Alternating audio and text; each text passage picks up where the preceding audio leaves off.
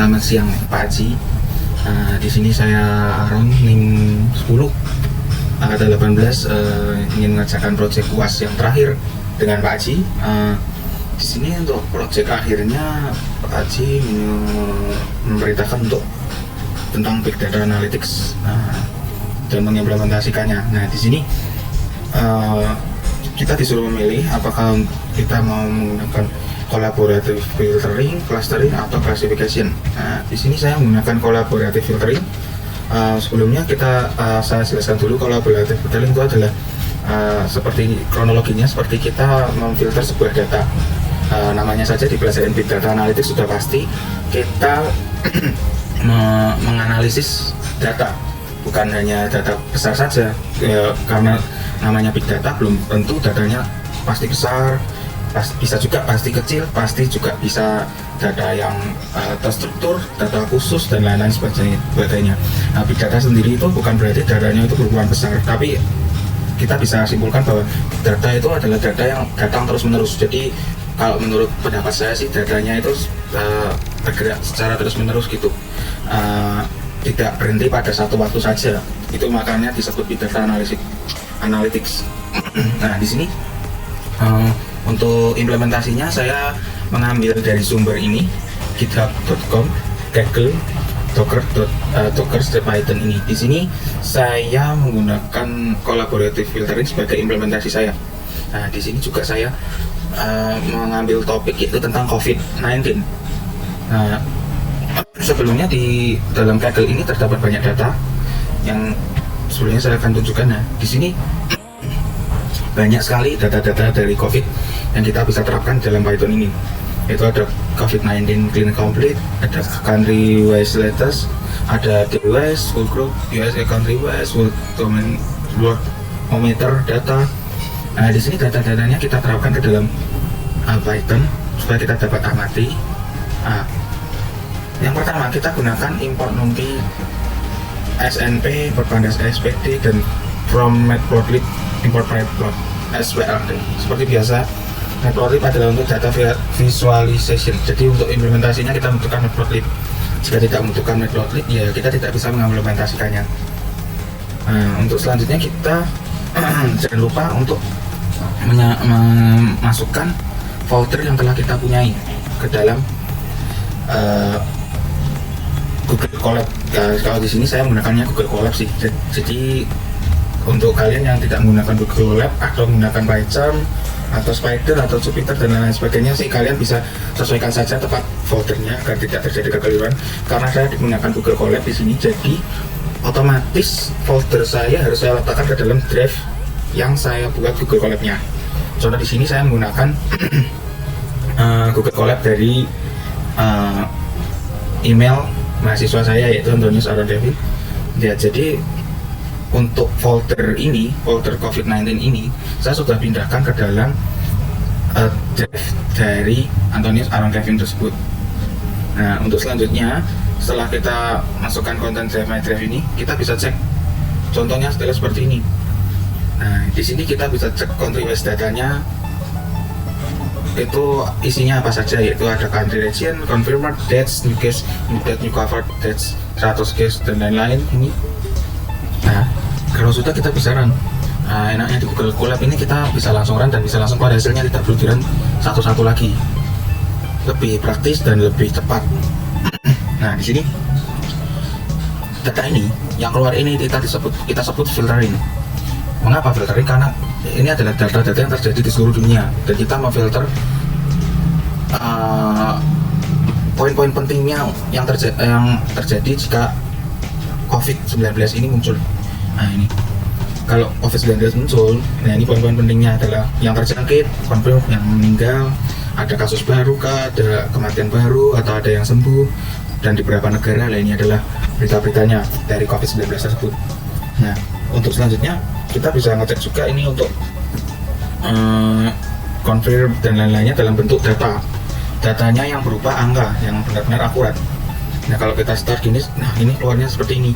Jadi kalau yang meninggal, kalau yang di atas ini mungkin 1269, itu untuk country wise datanya yang belum terdescribe. Jadi yang belum terdiskap itu berarti yang belum dijabarkan angka per angkanya. Jadi hanya untuk bilangan bulat garis besarnya saja. Nah, di sini ketika sudah didescribe, maka count-nya ini untuk hasil hitungannya ini bisa mencapai 187 bla bla bla sekian. Jadi untuk hitungannya itu dia lebih tepat dan lebih akurat. Untuk min-nya sendiri juga lebih akurat, STD-nya lebih akurat, dan untuk lain-lainnya ini lebih akurat lagi, lebih tidak ada kekeliruan untuk mengecil kekeliruan. Nah, lalu kita bisa lanjut juga di sini. Indonesia ada dalam CSV-nya, jadi kita bisa ngecek juga bisa membandingkan tingkat COVID di Indonesia dengan di negara lain. Di sini saya sudah cek, yaitu Indonesia berada di area nomor 80. Nah, jadi setelah kita cek ini dan lain-lainnya, kita bisa menggunakan perintah ini untuk mengecek number of cases in a million. Jadi banyaknya kasus di setiap negara. Nah, kebetulan ketika kita start, yang muncul yang paling banyak di sini masih tetap United States of America seperti biasa, masih USA yang terbanyak. Cina sendiri muncul sedikit lagi, tapi sepertinya sudah hampir habis. Dan South Korea sendiri malah lebih rendah kalau di CSV ini. Nggak tahu kalau di CSV yang baru ya. Jadi ini saya menggunakan CSV-nya ya pada hari saat saya mendownload CSV ini. Tak tahu kalau 2 jam kemudian ada update baru, 3 jam kemudian ada update baru, saya tidak tahu. Jadi seperti ini, Indonesia masih ya bisa dibilang tidak terlalu banyak lah, tapi tetap saja berbahayakan untuk kehidupan kita nanti. Nah, di sini untuk selanjutnya kita ngecek juga untuk number of case-nya di in a million, tapi untuk bukan yang confirm. Kalau yang tadi yang confirm berarti yang ceritanya terdiagnosa. Ini untuk yang meninggal alias deaths sini. Nah, kalau kita cek, nah sama Indonesia juga tidak terlalu banyak angka kematiannya. Paling banyak tetap United States of America. Bahkan South Korea sendiri tidak ada yang meninggal. Kita bisa lihat di sini. Tidak ada yang meninggal di South Korea. Ya, ini adalah fungsi dari Python collaborative filtering ya. Kita bisa melihat kasus seperti ini. Nah, ini untuk kasus recovery-nya, ini recovery-nya per 100 case. Jadi setelah ada 100 case, kira-kira ada berapa orang yang dapat menyembuhkan diri. Di sini kita bisa lihat Indonesia cukup banyak. Jadi sebenarnya Indonesia ini cukup kuat ya untuk menghadapi masalah seperti ini. Tapi kita pun tidak boleh menyepelekannya.